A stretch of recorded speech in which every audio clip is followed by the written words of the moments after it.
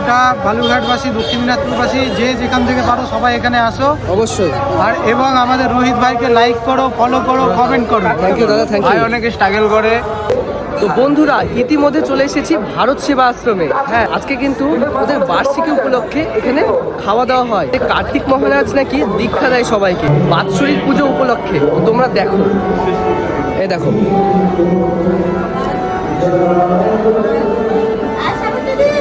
দেখতে পাচ্ছ? আর আশেপাশের একটু দৃশ্যগুলো তুলে ধরার চেষ্টা করছি তোমাদের। দাদা, তো আজকে যারা যারা আর কি মেনলি দীক্ষা নেয় তাদের জন্য আজকে এই দিনটা বাৎসরিক পুজো হয়, দুপুরবেলা ভোগ খাওয়ানো হয়, শয়ে শয়ে মানুষ কিন্তু ভিড় করে, ওদিকে খাওয়া দাওয়ার জায়গা আছে। তো এটাই।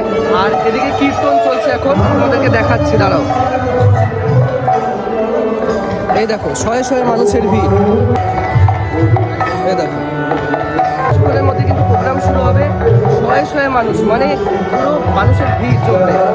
খাওয়া দাওয়া একটু হবে, প্রসাদ। ভুতুদা কেমন আছো বলো? ভালো আছে। ভাই অনেক পরিশ্রম করে, ভাই অনেক স্ট্রাগল করে, ভাইকে লাইক কমেন্ট করবা, ফলো করে দিবা সবাই।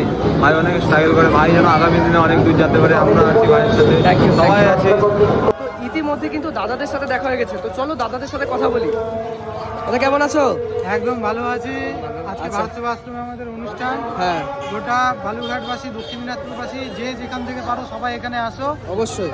আর এবং আমাদের রোহিত ভাইকে লাইক করো, ফলো করো, কমেন্ট করো। থ্যাংক ইউ দাদা, থ্যাংক ভাই ইউ। অনেকে স্ট্রাগল করে সোশ্যাল মিডিয়ার মাধ্যমে, সেটাকে সবাই সাপোর্ট করো, লাইক কমেন্ট করো, এবার শেয়ারও করো অনেক বেশি।